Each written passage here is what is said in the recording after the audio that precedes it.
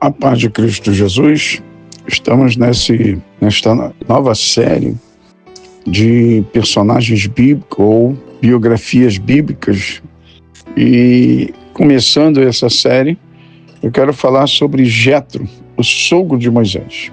Quero pedir a você que se inscreva no meu canal, aperte o sininho para todos, no canal no YouTube, Costa Leonardo, e você será sempre notificado acerca das mensagens que estamos elaborando.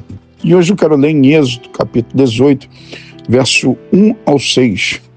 O sogro de Moisés traz-lhe sua mulher e seus filhos. Ora, Jetro, sacerdote de Midian, sogro de Moisés, ouviu todas essas coisas que Deus tinha feito a Moisés e a Israel, seu povo, como o Senhor tinha tirado a Israel do Egito. E Jetro, sogro de Moisés, tomou a Zípora, a mulher de Moisés, depois que ele lhe enviara com seus 2 filhos, dos quais um se chamava Gerson, porque disse, eu fui peregrino em terra estranha, e o outro se chamava Eliezer, porque disse, o Deus de meu pai foi minha ajuda e me livrou da espada de Faraó. Vindo, pois, Jetro, sogro de Moisés, com seus filhos e com a sua mulher, a Moisés no deserto, ao monte de Deus onde se tinha acampado. E disse Moisés, eu, teu sogro Jetro, venho a ti, a tua mulher e seus 2 filhos com ela.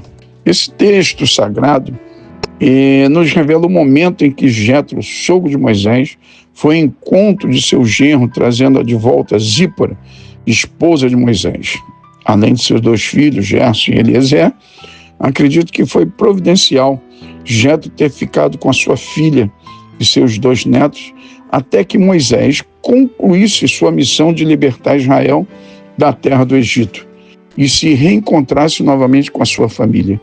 De acordo com os terapeutas familiares, o sogro é visto como uma pessoa difícil de conquistar, mas que, passando a fase inicial do conhecimento, torna-se um excelente companheiro para o genro.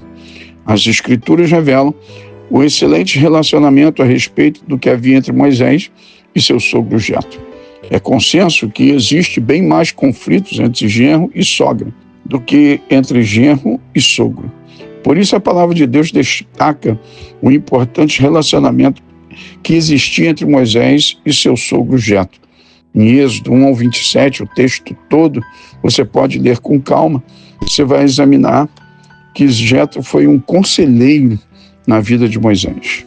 O nome Jetro significa excelência, e de fato foi um excelente sogro, um excelente conselheiro para Moisés.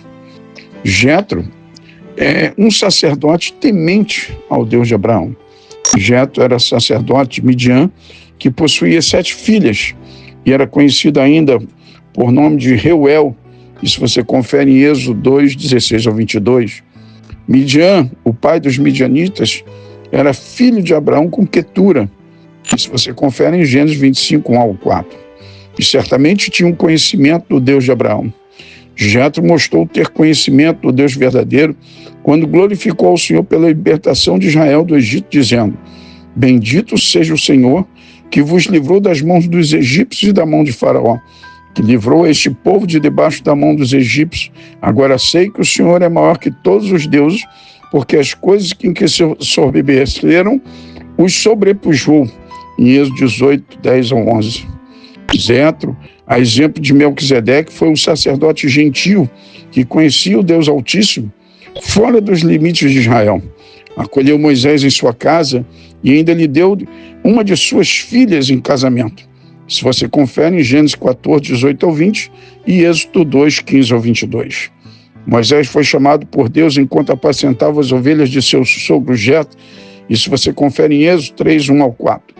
Quando comunicou ao seu sogro Jetro sobre o seu chamado, Jetro apoiou e abençoou Moisés, dizendo, vá em paz, como está escrito em Êxodo 4, 18. O Senhor também prometeu fazer do seu povo sacerdotes e ministros do Deus verdadeiro, dizendo, mas vós sereis chamados sacerdotes do Senhor e vos chamarão ministros de nosso Deus. Comereis das riquezas das nações e na sua glória vos gloriareis. Isso você confere em Isaías 61, 6. Jetro foi um sábio conselheiro. Jetro, além de sábio, ele era experiente conselheiro, e aconselhou seu genro Moisés a escolher homens qualificados para ajudá-lo na solução de litígios entre o povo. Isso você confere em Êxodo 18, 13 ao 26. Mesmo Moisés sendo orientado por Deus na condução do povo no deserto, existem coisas que Deus não faz por nós.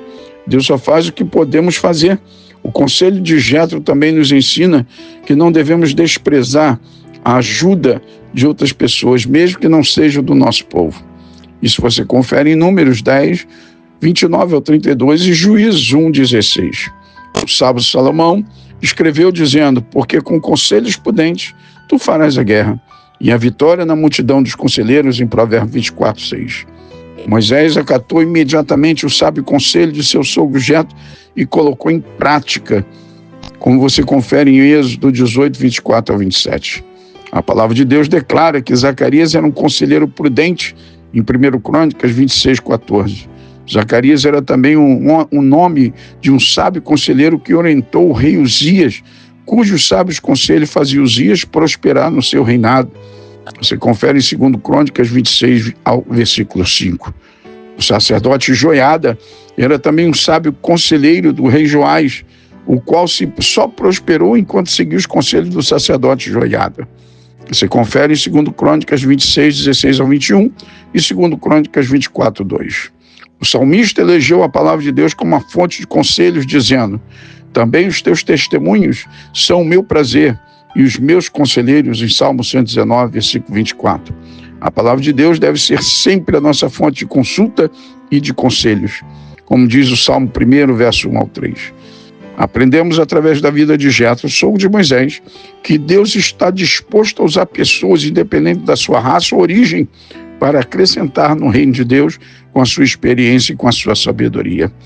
Aqui eu deixo essa primeira série falando da biografia de Jetro, sogro de Moisés. Que Deus te abençoe e que edifique a sua vida. Aqui é o pastor Leonardo.